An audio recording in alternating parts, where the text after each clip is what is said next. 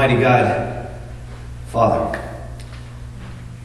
we bow ourselves before you in this moment together, as individuals and as a church. Lord, please, we ask you to come into our hearts during this hour. Open up our minds so that we might see you more clearly. Open up our hearts so that we might be inspired to serve you and live more according to your will. Pray this in Jesus' name. Amen. Amen. Please be seated.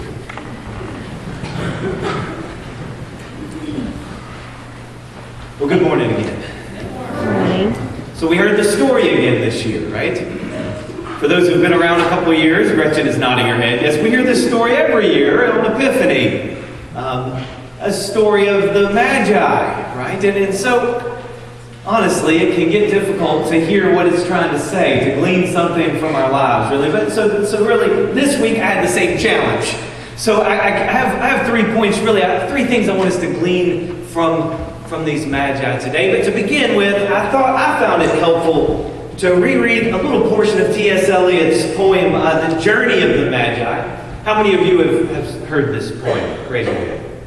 All right, a couple of you. Good. So this is not spilled. I mean, already spent on you. So here's a bit of T.S. Eliot's work, written from the perspective of the Magi. A cold coming we had of it. Just the worst time of year for a journey. It's such a long journey. The ways deep and the weather sharp, the very dead of winter. And the camels galled, sore-footed refractory, laying down in the melted snow. There were times we regretted. The summer palaces on the slopes, the terraces, and the silken girls bringing sherbet. Then the camel men cursing and grumbling and running away and wanting their liquor and women. And the night fires going out. And the lack of shelters. And the cities hostile and the towns unfriendly. And the villages dirty, charging high prices. A hard time we had. At the end, we preferred to travel all night, sleeping in snatches. The voices singing in our ears, saying that this was all folly.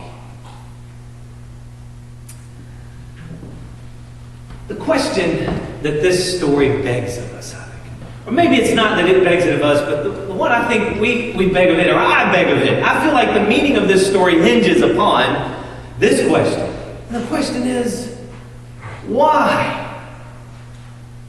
Why would these men have done such a thing? How was it? What was it like really in their everyday living? How was it that they were so convinced that they had seen something of God, that they would uproot their lives and go on this long journey of uncertainty, right? Why? Maybe that doesn't strike you, but I think it's the question at hand. I mean, what would have convinced them? Even the king of the Jews to think that had anything to do with it. They weren't Jewish. Why did they do this? They weren't even kings, by the way. They weren't not only Jews, they weren't kings. I'm sorry to rain on your parade. But how many kings are in our story today? One. It's King Herod. The whole king thing that we sang about in our opening hymn, that's a medieval time period addition to this story. No, these were not kings. When you hear me say Magi, I want you to think stargazers. I want you to think soothsayers. What I really want you to think is pagan. Because that's what they are. That is what this story is about. This is about these pagans who uprooted their lives, traveled across into a strange land, religious land, in order to see Jesus. Why? I don't know, as I reflected on that, I started relating to the question, personally. I think maybe you can too, you know. Anyone who wears a collar certainly can relate to this question. I imagine Roger can relate to this question as well, you know, especially when people find out that I used to be an engineer or that Roger used to be a cop. It's like, why? Why would you have given up a seemingly so, prestigious career in sales to go and do you know what the church is like? Many people told me. And do you know what the church teaches and what they've done throughout the centuries? Why in the world would you... But it's not just pastors. I think, the more I thought about it, I realized I think in a real way, Christians in general, more and more, get this question, right? Why would you be a Christian? Why in the world would you go to church every Sunday? I mean, don't you know what you can do on Sunday mornings? Nothing. That's tempting. Why? It's never an easy question when I'm asked that. I mean, I have answers, but it's never a T.S. Eliot style poem, eloquently stated. But as it turns out, in some way, our answer must be very similar to these magi that we read about today, these wise men. For truly, as it was for the pagans, is now and will be forever. As it was for them, so it is for us. It turns out, as the star shone in the sky, calling them towards truth of God, so it does for you and me. I mean, not literally the star, right? I mean, the star was just right for them, the stargazers. And that's the thing, right? That's the thing. God knew just the right thing to give to these people. These pagan stargazers. He knew just their language to speak. He knew how to call the pagan people of this world to the truth. So he used their language on their terms. And of course, I'm not talking about the spoken language. I'm talking about the ways we communicate. So he used this star and he called them forward to bring gifts to Joseph and Mary. And so they did. They followed and they brought these gifts of gold and frankincense and myrrh. And you know, these are the very gifts that Joseph and Mary needed most to go on this exile that they were about to go on. Have you ever put that together?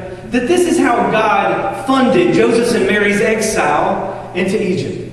So these men went on this uncertain, difficult journey, following a star, the voice of God that they knew. They end up participating in this salvific, fantastic work of God in the world. But it was in a voice that they could hear. Right, Roger? Right, my friends? It's a voice that we can hear. You can't understand their star. As many times as I've tried to explain it, people can't really understand mine. But those people who are willing to look for their own star, maybe perhaps you can relate at least to another's. God's star, his hand pointing to himself.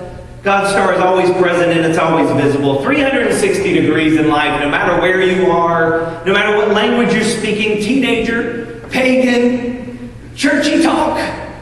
Even if you talk like a sailor, using explicatives every other word, God will speak your language and lead you to that next step on his journey. Because he's more worried about being with you than anything else. He knows your language. That's my first point. The first point I want us to draw from this story. My second one, I want to begin by telling you about an article I read. My second point from this story is I was reading an article the other day that was lamenting overall the satellites we're putting into orbit around the earth. And it drew me in, this complaint, this lamenting. Man, before you know it, there's going to be so many satellites, we can't see the stars. And it started saying, wow, it's a shame and we're not going to be able to see the stars, and that's why we don't see the stars. And then it started adding on that, the world's getting so bright that's also, and essentially it insinuated that the world was getting so bright, too bright for us to see.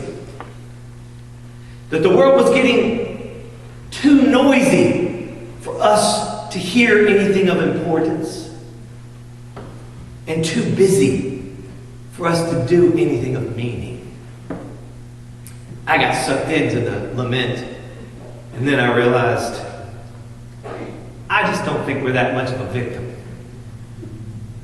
I just don't think we're that much of a victim. God's star is there. We don't see the stars because we're not looking. I know when I don't see the stars because I'm not looking. The satellites aren't the reasons. We aren't looking, and we aren't teaching our children and helping our neighbors to. Stars are there. Opportunities for meaning and purpose and service are here. You You see, when you look at the Magi, and this draws to the second point, when you look at the Magi's story, we see these fantastic gifts, these really easy ones to see of gold and frankincense and myrrh. Important. But it's obvious also, especially when you hear it from Eliot's perspective, to notice that the most important thing they gave God, that made all of this worthwhile, the most important thing they gave Him was of themselves. Their attention. They gave God the gift of their gaze. For a little alliteration for you. That was the main gift.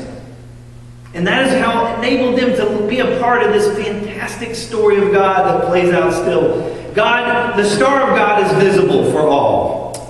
But my second point is the main reason we don't see it is because we're not looking. And if I had to guess why, I would say it's because we don't believe that we're worthy of it, so we don't expect it. And instead, we busy ourselves trying to numb the pain and fear of not being worthy for such a connection. And so we end up being the most indebted, the most obese, the most addicted, the most medicated adult cohort in U.S. history. But God has something else to say in Jesus. He says, you are worthy, come to me. For see, I come to you. So my third point to draw from the Magi is from their failure. Did you notice that they failed? Some of you maybe I'll be a little harsh on them. But so they're doing fine. They're following this star through the wilderness, hardships, being faithful, right? But then they get close, and what do? They stop following the star, and they start looking around, right? And they start asking the people around them, hey, where do you think he is? What do you think? I mean, you look really religious, like you know what you're doing. Where have you seen him? Maybe we can follow you to him.